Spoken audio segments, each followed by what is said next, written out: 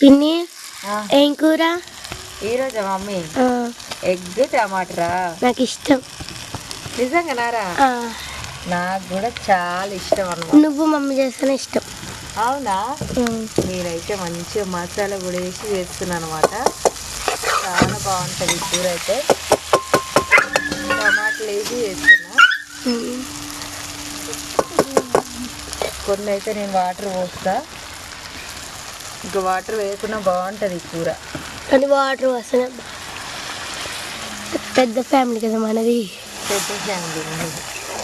మా పప్పుకి అప్పుడే అర్థమైంది పెద్ద ఫ్యామిలీ కదా. ఇప్పుడు